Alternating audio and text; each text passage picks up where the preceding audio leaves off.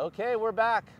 Part 2 of the Road to Mammoth Series. Welcome to RacerXOnline.com. I'm Chris Kiefer, Eddie Laret here.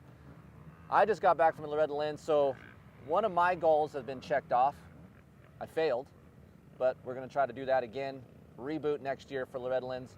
But we talk about goals with you on this series that we're doing and how you guys should have a goal, at least 1 or 2 a year, to get you motivated to ride your dirt bike and get you motivated to wake up and to be a better person, make a better version of yourself for you and your family. So this is kind of what we're doing in this series. We're out here at Glen Helen Raceway today. We've evolved a little bit since last time, I think, Eddie. The bike has evolved. I don't know. I asked Eddie how much he weighs. Oh, I don't know. This is going to be a surprise for me because he's claiming 30 pounds before Mammoth. That's what he said in part 1.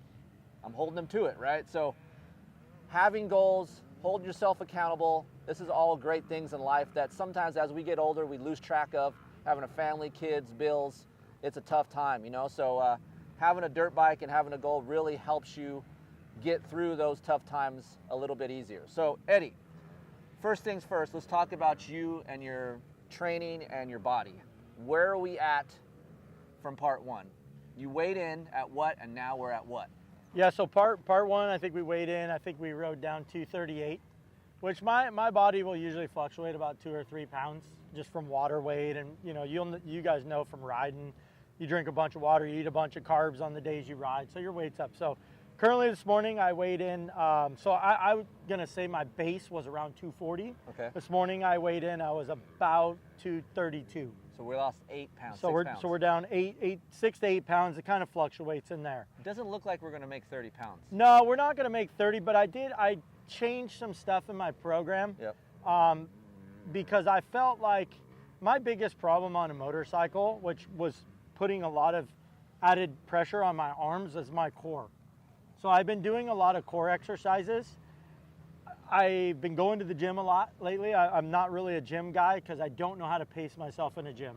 Okay. I get you in know a how gym. to pace yourself in life, period. Period, yeah, everything's wide open. So I get in a gym and I'm doing my normal sets, you know, try to keep low weights, high reps. I see the guy next to me, he's doing 120 pounds, but I'm doing 100, so now I'm doing 130, and it evolves. We know that's not a dick measuring contest out there, right? You understand that, right? Yeah, it's just my competitive nature. I don't want to get beat by anybody at anything, which unfortunately happens all the time in life, but at least I try to put it. So anyways, basically where I was going is I've put on some muscle in exchange for fat. So I'm assuming that's why my weight's kind of balanced out, because over the past month, I believe it was right about that when we did this last episode, I feel so much better on the bike. So that's what I was gonna, let's cover this a little bit. We don't have to go too into detail, but how do we feel on the bike? Because that's the most important thing. We can look at our bodies in the mirror as older gentlemen or women and look at, it's just gravity happens no matter what. You have a life, you have a family, you have bills, you have a job. You're not going to be shredded, you're not going to be ripped, but it's how you feel on the dirt bike. Yep. How are we doing? I know we are using the Lip Pro device to help track our progress on lap times on the track. So 2 things. How do we feel in our motos? You've been doing 15-minute motos? Yeah, 3 15s a day. And then how is our lap times compared to when you started? Yeah, so you know, we've been, obviously we use Lip Pro stuff, the new Mini S, we've been using that. So that's been a huge tool to my training, because sometimes I'm out here without guys that aren't in my class or my ability, but for instance, you and Hayden, I gauge myself off of you guys a lot. I mean, when I started riding with you guys, I was averaging 20 to 22 seconds a moto. Some motos, some days, I'm down, per lap. Yeah. Sometimes I'm down into the 12s and 13s.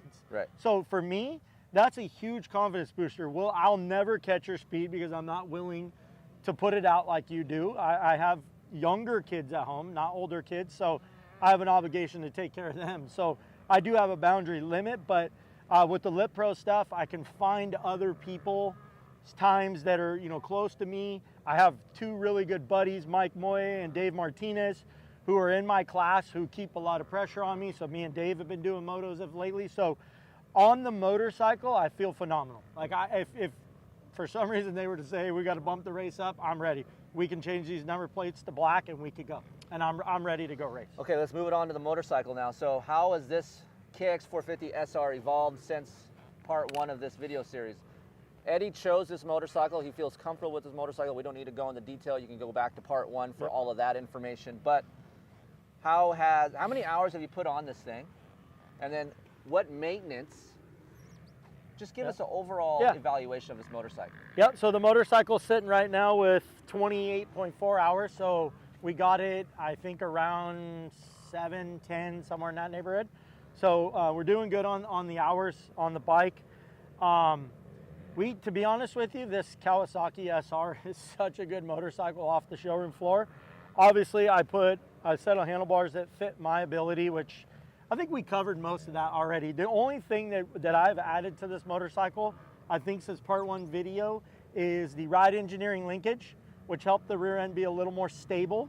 And W was nice enough to hook us up with some wheels, because out here at Glen Helen, people that ride here a lot or maybe know, it's a kind of sandy, fine sand. It sandblasts everything. So the stock wheels were getting a little hammered looking, so John and those guys over at W hooked us up with a set of wheels. But to be honest with you, we've spent, I think, 2 days testing suspension with Steve at Shock Therapy. He's got the stuff dialed in. We've been doing a couple later sessions, 11, 12 o'clock-ish, to simulate what we're going to race on, and I feel like chassis and suspension's right where I want it. Regular maintenance schedule, changing oil, filters, no problem. Yeah, oil filter every 2 rides. I do filter and oil at the same time. I haven't even put a clutch in this bike yet. Oh, wow. I'm going to put one in before we go up there, but I haven't felt anything in the motorcycle that tells me that I need to replace the clutch. It's stock chain. It's got the stock chain from the factory still on it. The only thing Cowie owners might know, some of the chain rollers can get a little wobbly and they seem to wear down because they have kind of like a tooth fin on it. So I did change that one time, but slider and rear chain blocks, all stock. Stock mapping. Stock, yeah, motorcycle's completely stock except for we've been running ETS MX-18 fuel in it. Just not that it needs more power. This motorcycle, I actually went to a 49 tooth rear sprocket to take a little bit of that hit away because Glen Helen in the hills, bike was wanting to wheelie a little bit on me, so I did drop a tooth. Going up in elevation too, people, if you're going up to Mammoth or any racetrack up in elevation, getting a little bit of oxygenated fuel in your bike really does help. Yep.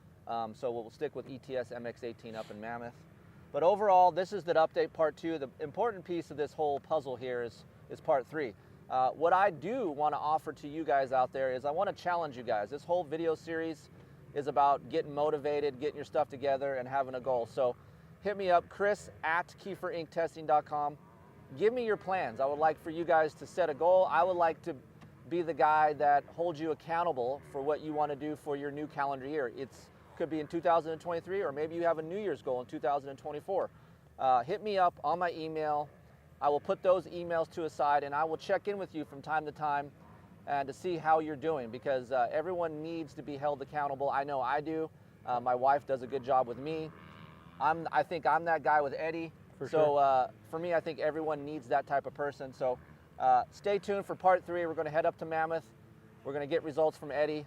We might get with his wife and what it's like to be a wife of a guy who just loves racing dirt bikes and riding dirt bikes, and that's a huge part of his life. So it's a whole family thing here. It's not just one person. It takes a team to make all this stuff happen. So stay tuned for part 3. Hopefully see you do well in Mammoth. It's the plan. See you guys soon.